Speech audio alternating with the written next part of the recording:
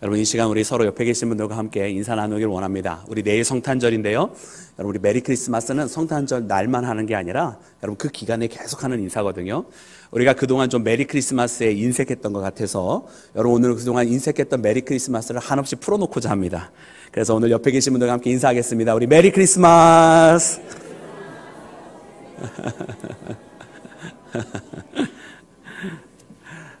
할렐루야. 여러분, 우리 가운데 찾아오신 예수님을 기뻐 경배하며 여러분 예수님 앞에 함께 나가는 우리 온 교회 되기를 주의 이름으로 축원합니다. 여러분, 우리 말씀 주시는 말씀 함께 읽겠습니다. 우리 오늘 말씀 마태복음 2장 1절부터 11절까지 말씀입니다. 우리 말씀을 받들 때 자리에서 일어나서 말씀을 받들겠습니다.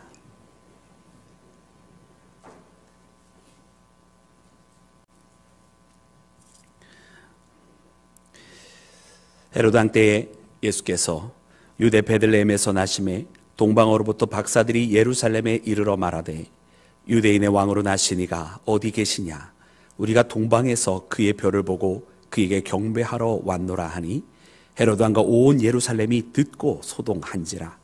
왕이 모든 대제사장과 백성의 서기관들을 모아 그리스도가 어디서 나겠느냐 물으니 이르되 유대 베들레헴이오니 이는 선지자로 이렇게 기록된 바 또 유대 땅 베들레헴아 너는 유대 고을 중에서 가장 작지 아니하도다. 내게서 한 다스리는 자가 나와서 내 백성 이스라엘의 목자가 되리라 하였음이니이다. 이에 헤롯이 가만히 박사들을 불러 별이 나타난 때를 자세히 묻고 베들레헴으로 보내며 이르되 가서 아기에 대하여 자세히 알아보고 찾거든 내게 고하여 나도 가서 그에게 경배하게 하라. 박사들이 왕의 말을 듣고 갈새 동방에서 보던 그 별이 문득 앞서 인도하여 가다가 아기 있는 곳 위에 머물러 서 있는지라. 그들이 별을 보고 매우 크게 기뻐하고 기뻐하더라. 집에 들어가 아기와 그의 어머니 마리아가 함께 있는 것을 보고 엎드려 아기께 경배하고 보배합을 열어 황금과 유향과 몰약을 예물로 드리니라. 아멘. 자리에 앉겠습니다. 할렐루야. 사랑하는 여러분, 오늘 여러분 이 대강절 네 번째 주일을 우리가 함께 맞이하였습니다. 또한 오늘은 여러분 성탄 2부의 날이기도 합니다. 내일 우리가 크리스마스 예수님께서 우리에게 오시는 여러분 성탄절로서 여러분 그날을 하나님 앞에 영광을 돌리는데요. 여러분 오늘 이 2부가 되는 오늘 이 날 우리가 함께 무엇을 할까? 여러분 그 어떤 때보다도 예수님을 경배하러 나가는 이 발걸음 가운데 우리가 함께 해야 되겠다라고 하는 여러분 마음의 묵상이 되었습니다. 그래서 오늘 이 특별히 여러분 마태복음 2장에 있는 동방박사에 대한 말씀으로 너무나 잘 아는 말씀이고요. 특별히 교회 학교 때부터 신앙생활 하시는 분들은 아마 어려서부터 여러분 선생님들이 가르쳐 주신 말씀 연극으로 이렇게 한번 연출해 봤던 여러분 그런 경험들, 여러분 여러 가지 다양한 경험들이 있을 텐데 오늘 특별히 여러분 우리 동방박사에 대해서 우리가 여러분 알기만 하면 뭐 하겠습니까? 여러분 특별히 이 말씀이 우리 가운데 생명이 되어서 오늘 이 동방박사들이 예수님을 만나러 갔던 그 발걸음을 여러분 우리도 뒤따라가며 여러분 우리가 예수님께로 다다르는 믿음의 자녀가 되기를 주의 이름으로 축원합니다. 사랑하는 여러분, 오늘 말씀해 보니까 그러면 이 동방박사와 같은 여러분 그와 발걸음을 같이 하는 신앙생활 우리가 어떻게 해야 되겠는가? 여러분 우리 동방박사들의 모습을 보면 여러분 그 가운데서 몇 가지 신앙의 원리들을 우리가 찾을 수 있고 또 그 원리를 우리가 안다고 하는 것이 중요한 것이 아니라 우리가 함께 그 길을 걸어가기를 원하는데 여러분 말씀해 보니까 동방박사들은 이러한 길을 걸어가는 것을 깨닫게 됩니다. 우리 먼저 2장 1절과 2절 말씀을 다시 한번 합독해서 말씀을 읽도록 하겠습니다. 우리 다 같이 합독합니다. 시작. 헤로드 왕 때에 동방으로부터 박사들이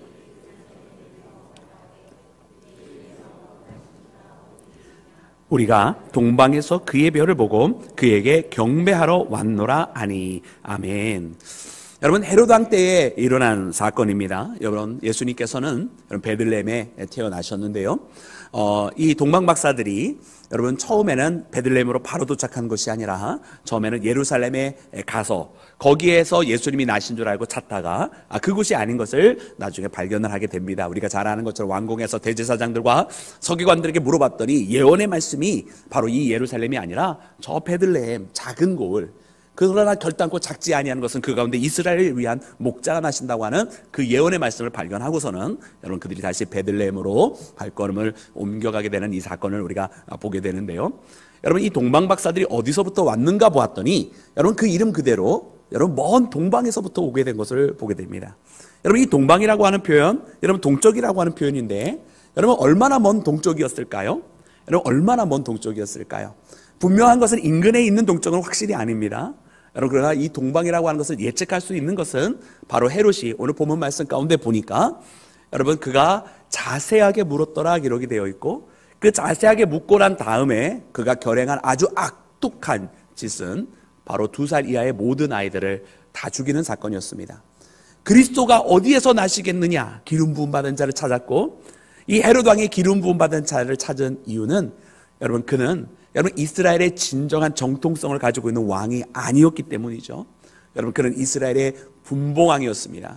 분봉왕이라고 하는 것은 이 로마로부터 여러분 그 권력을 아첨해서 얻었거나 혹은 여러분 돈을 주고 샀거나 했었던 여러분 그런 세속적인 왕이었고 그러다 보니까 헤롯은 자기의 왕권을 지키기 위해서 여러분 온갖 수단을 다 썼습니다. 여러분 그 중에 하나가 예루살렘에 있는 그 성전을 새롭게 중축하면서 정말 하나님께서 말씀해 주신 성서에 나온 대로 한 것이 아니라 여러분 로마 사람들의 마음에 들도록 여러분 그들을 위한 여러분 종교 중심의 국가를 만들기 위한 그런 예루살렘 성전을 중축하였고 뿐만 아니라 가이사랴와 또한 빌립보에 여러분 또 다른 신전들을 줬어요. 여러분 그가 진정한 하나님을 향한 마음을 가지고 있는 자였다고 한다면 여러분 그런 신전들을 만들지 아니했을 텐데 여러분 거기에 이방 신들을 섬기는 여러분 그런 파간 신전들을 만든 것을 보면 여러분 그는 로마에 아첨하는 자요. 자기의 어떤 이 돈을 주고 얻은 이 세상 권력을 유지하려고 온갖 힘을 애쓰는 여러분 안간힘을 다 쓰는 여러분 그런 사람인 것을 발견하게 됩니다. 오늘 특별히 말씀 가운데 보니까 여러분 이런 와중 가운데 그가 무슨 소식을 듣습니까? 여러분 동방 박사들로부터 여러분 그리스도께서 기름 부음 받은 자가 태어나셨다고 하는 여러분 소식을 듣게 되니까 또 다른 왕이 어디에 나타나셨느냐라고 하는 이야기를 듣자 여러분 그는 사실은 견딜 수가 없었을 거예요. 왜냐하면 그는 정통성이 없는 사람이었기 때문에 그렇죠. 진짜 왕이 나셨다고 한다면 사전에 빨리 척결을 해야 되겠다는 생각을 하게 된 거예요. 그리고서는 그가 결정한 것이 베들레헴과 그 지경의 2살 이하의 모든 아이들을 다 죽이게 되는 어마어마한 참변을 만들게 되는 것입니다. 여러분 이 엄청난 참변의 사건이 일어나게 됐는데 여러분 2살 이하 여러분 말씀해 보니까 이 동방 박사에게 자세하게 그 별이 나타난 것을 물었다 그랬어요. 여러분 그가 자세하게 그 별이 나타난 것을 물은 이유 알고 보았더니 그도 베들레헴에 가서 같이 경배하려고 했던 것이 아니라 그때에 맞춰서 만약에 이 동방 박사들이 돌아왔다고 한다면 바로 가서 예수님을 죽이려고 했었을 것이었는데 천사들의 이야기를 통해서 이 동방 박사들은 헤롯에게 돌아가지 않게 됩니다. 그러니까 어떻게 합니까? 이 베들레헴과 그 지경, 베들레헴뿐만 아니라 그 주변의 모든 곳을 이야기합니다. 그러면서 그 2살 이하의 모든 아이를 죽이게 되는데 여기에서 우리는 그 시간을 측정해 볼 수 있는 거예요.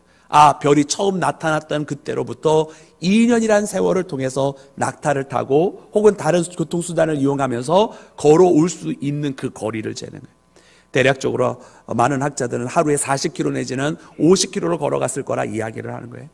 그러면 약 한 2년 정도 중간에 쉬는 날을 계산하더라도 능이 35,000km가 되는데요. 여러분 그렇다고 한다면 이 동방 박사들은 여러분 바로 가까이에서 온 것이 아니라 35,000이면 정말 동쪽 끝에서부터 여러분 그 별을 따라 예수님을 경배하러 온 사람들이라고 하는 것을 깨닫게 됩니다. 사랑하는 여러분 이 놀라운 여러분 사건을 보면서 어떤 사람들은 이 동방 박사의 이야기가 여러분 픽션이라고 생각을 해요. 그냥 소설이나 누가 만들어낸 전설쯤으로 생각을 합니다. 항상 위대한 분이 태어날 때는 그에 걸맞는 전설을 누가 만들어내잖아요. 여러분 세상은 그렇게 전설을 만들어내는지는 모르지만 여러분 성경은 전설로 되어진 것이 아닙니다. 특별히 신약 성경은 더욱더 그렇습니다. 여러분 이 신약 성경에 기록이 되어진 것은 여러분 기원 후 50년에서 60년 여러분 사도 바울의 이 서신을 가장 처음 기점으로 하게 되고 그 후에 제자들이 죽었던 그 시점을 따져도 여러분 70년에서 80년 처음 그 신약 공동체 초대교회 때를 보아도 90년을 넘기지 않은 여러분 그런 때입니다. 여러분 그때라고 한다면 여러분 우리로 치면 마치 지금으로부터 예수님께서 태어난 때에 대한 이야기가 마치 6.25 때의 시절의 이야기고 그 후에 여러분 우리로 치자면 여러분 이 말씀이 기록이 된 것은 한 30년 전 이야기니까 여러분 이 쉽게 말하면 1980년에서 90년에 여러분 그 이야기들이 기록이 되었다라고 보시면 되는 거예요. 여러분 그렇다고 한다면 여러분 우리도 그때 당시의 일을 기억하시는 분들이 많이 있어요. 그때 당시에 어떠했는지를 아는 사람이 너무나 많이 있는데 만약에 이것이 픽션이라고 한다면 여러분 초대교회 사람들이 과연 이 이야기를 믿겠습니까? 여러분 믿을 리가 없어요. 예루살렘과 있었던 그때 당시의 소동, 또 베들레헴에서 그 인근에 있었던 두 살 아이들이 죽는 그 참변들을 모두가 다 아는 사건이 아니고서는 여러분 이 말씀을 살아있는 하나님의 말씀으로 받을 리가 없다라고 하는 사실 우리가 먼저 깨달아야 되는 거예요. 성경에 여러분 이 세상 그 어떤 고대 문서도 이처럼 그때 당시의 사건의 인근에 바로 시간적으로 바로 이렇게 기록한 여러분 고대 역사 문서는 없습니다. 여러분 성경만이 유일하게 그렇게 되어 있다고 하는 사실을 알아야 돼요. 더 나아가서 사랑하는 여러분, 이 동방박사에 대해서는 여러분 그 유골이 있는 거 아십니까? 여러분 그 독일에 있는 쾰른 성당, 여러분 1200년대부터 지어지기를 시작을 해서 약 한 거의 한 400년 동안 고틱 스타일로 시작을 해서 신고틱 스타일로 건축이 마무리되는 이 쾰른 성당, 굉장히 유명한 성당이잖아요. 근데 이 성당이 지어진 목적이 여러 가지 중에 하나가 바로 동방박사의 유골을 안치하기 위한 장소였다는 사실이에요. 그래서 이 바티칸에서 보관하고 있었던 그 유골을 여러분 쾰른 성당에 안치하게 됩니다. 여러분 이 모든 것들은 무엇을 의미하냐면 성경 말씀이 말씀하시고 있는 모든 사건들에 대한 역사성을 이야기해 주고 있어요. 그런데 이 역사성을 가장 모르는 사람들이 누군가 봤더니 우리 크리스찬들이더라고요. 그리고선 세상에서 말하는 정말 전설과 같은 이야기만 자꾸 쫓아 살아가고, 그리고 세상에 무슨 역사를 좀 공부했다고 하는 사람들한테 더 많은 권위를 주고, 심지어 요즘은 TV에서 말하면 다 진실이잖아요. 그런 어리석은 판단에 빠지지 않는 우리 모두가 되기를 간절히 소망합니다. 사랑하는 여러분, 오늘 말씀은 진실이고 이것은 역사적인 사건입니다. 그리고 이 말씀이 역사적인 사건이 아니면 초대교인들이 이 말씀을 믿을 수 없을 정도의 인근에 있었던, 역사적으로 바로 가까이 있었던 사람들입니다. 사랑하는 여러분, 그래서 이 동방박사들은 어떻게 예수님을 경배하러 갔느냐? 그 먼 거리였지만 여러분 별을 따라 예수님을 경배하러 간 사람들이라는 거예요. 여러분 그 먼 거리에 있었지만 여러분 예수님을 찾아 나섰던 사람이라는 거예요. 할렐루야. 여러분 오늘 우리도 하나님께서 우리 가운데 만약 하나님의 별을 우리에게 징표로서 보여주신다고 한다면 여러분 이 별을 따라 살아가는 믿음의 사람이 되어야 할 줄로 믿습니다. 여러분 이 별은 얼마 동안 떠 있었을까요? 여러분 우리가 교회 학교에서 처음 이 말씀을 처음 배웠을 때는 예수님께서 태어나신 그날 밤에 별이 떴다라고 이렇게 배웠어요. 그런데 여러분 이 2년 동안 먼 거리에서 왔잖아요. 꼭 2년이라고 생각하지 않아도 좋아요. 어쨌든 가까이 있는 곳이 아니라 먼 곳에 있었던 동방박사잖아요. 근데 그 동방박사들이 별을 보고 따라왔다 그런다면 여러분 이 별은 하룻밤만 떴던 별이었을까요? 아니었을까요? 아니었어요. 이 별은요 정말 길게 치면 무려 2년 동안 떠 있었던 별입니다.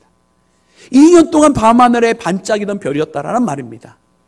사랑하는 여러분, 그런데 이 별은 2년 동안 떠 있었지만 이 별을 보고 예수님을 찾아온 사람들은 동방박사 여러분 그들밖에 없었어요.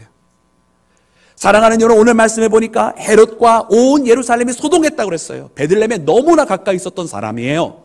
여러분 그렇지만 그들은 예수님을 찾아 나서지 아니했습니다. 여러분 가까이 있다고 예수님 만나러 오는 게 아니더라고요. 여러분 가까이 있다고 예수님 만나는 게 아닙니다. 먼 거리 있으면 예수님 못 만나는 거 아니더라고요. 사랑하는 여러분, 예배를 여러분 교회가 집 근처에 있으면 예배를 열심히 드리고 집에서 멀면 예배를 잘 못 드리는 거 그거 아니더라고요. 새벽기도 가까이 있는 사람들만 하는 거다 아니더라고요. 요즘 사랑하는 교회가 정말로 온라인으로 새벽기도 정말 많이 하시고, 그리고선 먼 거리에 계신 분들도 시간을 내서 일주일에 한두 번씩은 꼭 교회에 오셔서 새벽기도 하시는 분들이 계셔서 얼마나 감사한지 몰라요. 이와 같이 할 수 있는 것은 여러분 신앙생활은, 믿음은 거리와 관계없더라는 거예요. 거리와. 여러분 동방박사들이 그 먼 거리에서 예수님을 찾아갈 수 있었던 것은 나신 왕을 경배하겠다고 하는 그 마음이 있었고, 하나님 앞에 그 예비되어졌던 자, 아주 특별하고 존귀한 누군가가 계시다고 하는 것을 알고 있었고, 그리고 그 별을 보는 순간 그분을 만나야 되겠다라고 하는 그 마음, 반드시 내가 그분을 만나지 않으면 안 되겠다라고, 꼭 만나겠다고 하는 그 일념이 있었기에 여러분 무려 이 먼 거리를 여러분 그들이 예수님을 만나러 찾아가 그분을 만나게 될 때 엎드려 경배하게 되었는 줄로 믿습니다. 여러분 오늘 여러분 예수님을 만나고자 하면 여러분 우리에게 무엇이 문제가 되겠습니까? 여러분 우리가 바쁜 것이 문제가 되겠습니까? 여러분 우리가 거리가 먼 곳에 산다는 것이 문제가 되겠습니까? 여러분 우리 가운데 혹시 35,000km 떨어져서 사시는 분 계십니까? 할렐루야. 여러분 침묵하신 거예요? 묵비권을 행사하신 거예요? 여러분 동방박사만큼 멀리 떨어져 사는 사람은 우리 가운데 아무도 없어요. 즉 다시 말하면 우리는 여러분 누구나 예수님을 경배하기에 충분히 가까운 거리에 살고 있다는 뜻이고, 예수님을 만나 예배하는데 방해거리가 될 만한 것은 아무것도 없다는 뜻인 줄로 믿습니다. 여러분 오늘 우리가 이 동방박사의 발걸음을 이어가 주님을 만나고자 한다면 오늘 이처럼 우리 가운데 그 문제가 되고, 시간도 문제가 되는 것이 아니요 거리도 문제가 되는 것이 아니요, 정말로 오늘 우리가 주님을 만나고자 하는 그 일념 하나, 내가 주님을 예배해야 되겠다고 하는, 주님을 경배하지 않고서는 아니 된다라고 하는 그 믿음의 고백, 여러분 이와 같은 믿음이 우리 가운데 살아있다라고 한다면 여러분 우리는 늘 항상 주님을 만나고 예배하는 믿음의 자녀가 될 줄로 믿습니다. 오늘 우리가 이 시간을 통해서 특별히 이 내일 성탄절을 준비하는 자로서 여러분 이와 같은 마음으로 예수님께 날마다 다가가는 매일의 삶 속에서 주님을 만나는 우리 모두가 되기를 다시 한번 주의 이름으로 축원합니다. 사랑하는 여러분, 두 번째로 오늘 본문 말씀을 통해서 보니까 여러분 이 별을 보고 따라간 동방박사들이 있는가 하면 이 별을 보고 엉뚱한 짓을 한 사람이 있습니다. 아니 엉뚱한 짓 정도가 아니라 아주 추악한 짓을 한 사람이 있습니다. 바로 우리가 아까 이야기했던 헤롯이라고 하는 인물입니다. 여러분 이 헤롯, 여러분 그 별을 분명히 그도 보았을 것입니다. 오늘 성경에서는 그의 액션에 대해서는 기록을 하고 있지 않습니다. 그가 자세히 물었다라고만 기록을 하고 있고, 그가 어떤 일을 이후에 하게 된다라고 하는 것을 기록을 하고 있습니다. 그런데 분명 상상을 해보건대 동방박사들로부터 이 이야기를 듣고 그들이 멀리서부터 그 별을 보고 왔다고 한 이야기를 듣고 난 다음에 분명히 헤롯도 그날 밤에 과연 그런 별이 있는가 한번 살펴보았을 것 같아요. 여러분 분명히 그날의 별에 대한 이야기를 들었다라고 그 말씀은 확실하게 기록을 하고 있어요. 보았다까지는 모르겠지만 분명히 들었다라고 되어 있어요. 그렇지만 그 이야기를 듣고 그 별을 보고 여러분 그 별을 따라가지는 않았어요. 사랑하는 여러분, 여기서 우리는 큰 문제를 발견하게 됩니다.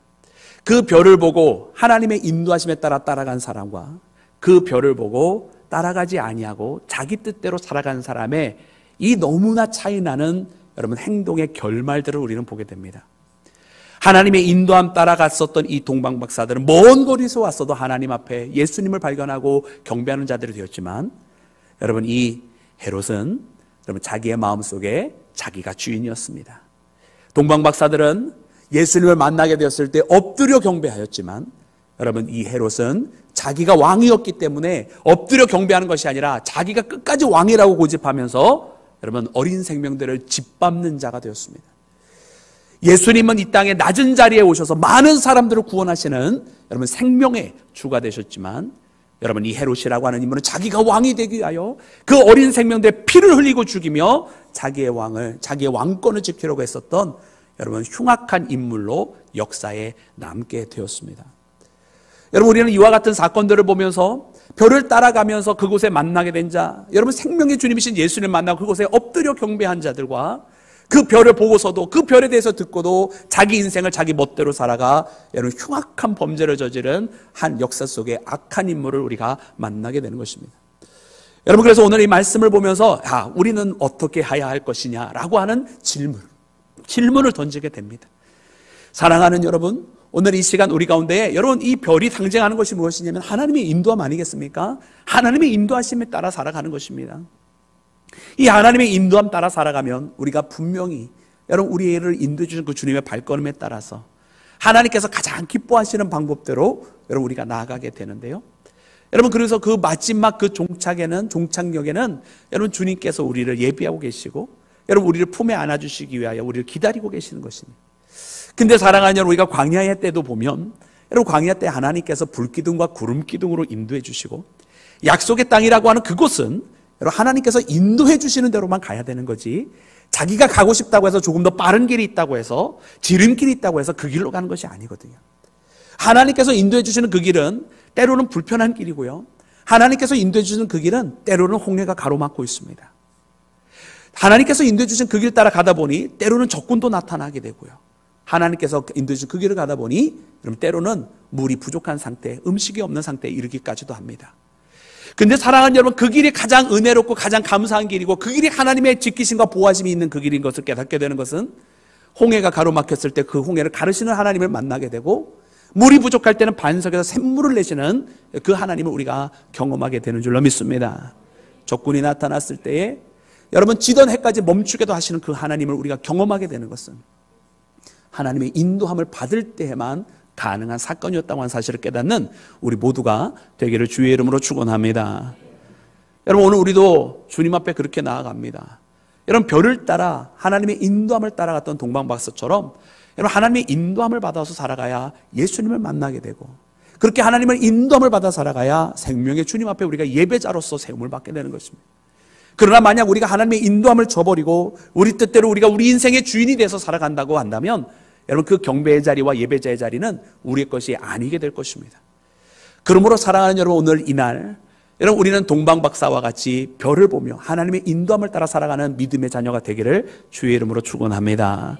그 길이 때로 험하여도 여러분 그 길을 따라가는 것이고 그 길에 때로 방해거리가 생겨도 여러분 그 방해거리를 넘어설 수 있는 담대함을 가지고 나가는 우리 모두가 되기를 주의 이름으로 축원합니다.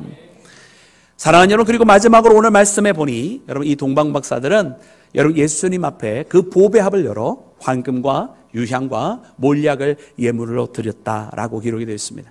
여러분 그들은 주님 앞에 여러분 예물을 준비하여서 갔습니다. 여러분 이 예물을 보면 우리가 익히 아는 것처럼 황금은 여러분 왕권을 상징합니다. 왕 중의 왕이신 예수님, 하나님의 아들이신 그분이 우리 가운데 오셨으니 여러분 이 세상 왕과 비견할 수 없는 진정한 왕이십니다. 여러분 또한 여러분 유향이라고 하는 것은 무엇입니까? 여러분 이 유향은 여러분 바로 제사장직을 의미합니다. 이 감람유를 통해서 은은하게 퍼져 있었던 성막 안의 그 향기, 또 기도의 향단을 통해서 퍼졌던 그 향기, 여러분 이 향기는요 단순하게 향기로 채우기 위함이 아니라 여러분 제사장이 있어서 그 제사장이 지키는 거예요. 그래서 성막에는 항상 제사장을 통해서 등 뒤에 불빛이 켜져야 되고 제사장을 통해서 그 떡상에 이스라엘의 12지파를 상징하는 진설병이 놓여져 있어야 되고 그리고 제사장을 통해서 여러분 그 향단의 향이 항상 피어오르게 되어 있는 거예요. 그래서 이 제사장의 가장 귀중한 역할은 뭐냐면 이스라엘 백성들로 하여금 그 거룩함을, 거룩이라고 하는 그것을 지키게 하기 위하여 죄인들이 와서 거기에서 번제단에서 번제를 드리는 것. 여러분 이것은 희생제사라고 하는 것은 희생이라고 하는 데 방점이 있는 것이 아니라 거룩성의 회복이라는 데 방점이 있는 것입니다. 그리고 제사장은 바로 그 일을 하는 것입니다. 여러분 예수님께서 이 땅에 오시는 것은 바로 죄인 되었던 우리들을 하나님의 자녀로서 그 거룩성을 회복시키시기 위하여 죄인인 우리의 그 모든 죄를 씻겨주시려고 보혈의 피를 흘려주시기 위하여 이 땅에 오신 것인 줄로 믿습니다. 그래서 그 유향이라고 하는 것은 예수님의 이처럼 하나님과 죄로 가로막혀 있었던 우리들을 하나님께로 나아갈 수 있도록 여러분 그 길을 열어주신 진정한 제사장, 십자가라고 하는 단번의 제사를 영원히 여러분 우리 모든 백성들에게 그 구원을 허락해 주신 예수님의 여러분 제사장직을 말씀해 주시는 것이고요. 그리고 마지막으로 여러분 몰약이라고 하는 것, 참 선물로서는 너무 희귀한 여러분 희한한 것입니다. 여러분 이 몰약이라고 하는 것은 물론 약이라고 하는 말이 명칭이 되어져 있는 것처럼 여러분 무엇인가를 위해서 쓰는데 여러분 치료제 약이 아닙니다. 여러분 이 몰약은 바로 마취제와 같은 거예요. 고통을 덜게 하는 마취제. 여러분 참 아기에게 줄 선물로는 너무나 희한한 예물 아닙니까? 그러나 이것이야말로 우리에게 가장 직접적으로 예수님께서 걸어가실 길을 보여주시는 것인데 바로 예수님의 십자가의 고난을 여러분 우리에게 말씀해 주시는 거예요. 그가 육신을 입고 오심은 하나님의 아들이 바로 우리를 대신해서 여러분 그 모든 죄가를 치러주시러 오셨다라고 하는 것을 분명하게 알게 하시는 여러분 그 예물이었음을 여러분 우리가 발견해야 할 줄로 믿습니다. 여러분 이 동방박사의 세 가지 예물은 다 주님께 영광을 돌리기 위한 예물입니다. 여러분 이 주님 앞에 영광을 돌리는 이 동방박사의 예물들을 바라보면서 여러분 오늘 우리가 어떻게 주님 앞에 영광을 돌릴 수 있을까? 여러분 우리 한번 묵상을 해보기를 원합니다. 하나님께서 지금 이 시간 가장 원하시는 것은 무엇이며 하나님은 우리의 무엇을 통해서 영광 받으시고자 하실까? 여러분 그것은 분명 우리가 갖고 있는 물질은 아닙니다. 하나님께서 우리의 물질을 필요로 하시는 분이 아니십니다. 하나님은 분명 우리 한 명 한 명이 믿음의 사람으로서 하나님 앞에 드려지는 헌신의 삶을 원하실 것이고 그리고 우리를 통해서 하나님께서 가장 기뻐하시고 원하시는 것은 한 명의 생명이라도 더 하나님 앞에 부름받게 하기를 하나님은 원하실 줄로 믿습니다. 그러기에 우리 주변에 있는 여러분 잃어버린 영혼들을 되찾고 여러분 선교의 발걸음을 내치며 주의 복음을 전파하는 발걸음을 하나님은 가장 기뻐하실 줄로 믿습니다. 우리가 이 성탄을 준비하면서 여러분 그처럼 우리의 마음의 예물을 준비하기를 원합니다. 하나님께 영광을 돌릴 수 있는, 하나님께서 영광 받으실 만한 그 예물은 무엇이며 하나님께서 기뻐하실 것은 무엇인지를 생각하며 여러분 동방박사와 같이 주님을 만날 때 준비되어져서 나가는 우리 모두가 되기를 주의 이름으로 축원합니다. 그러므로 사랑하는 여러분, 오늘 이 동방박사의 발걸음을 기억하며 예수님을 만나기를 원합니다. 여러분 이 성탄절 세상은 자기들의 그 세상의 향락으로 인해서 바쁠지 모르지만 우리 믿음의 사람들은 정말로 이 시간을 예수님을 만나기 위한 그와 같은 시간으로 함께하며 예수님을 만나 기뻐 경배하는 우리 온 믿음의 가족 되기를 주님의 이름으로 축원합니다. 함께 기도하겠습니다. 할렐루야. 주님 감사합니다.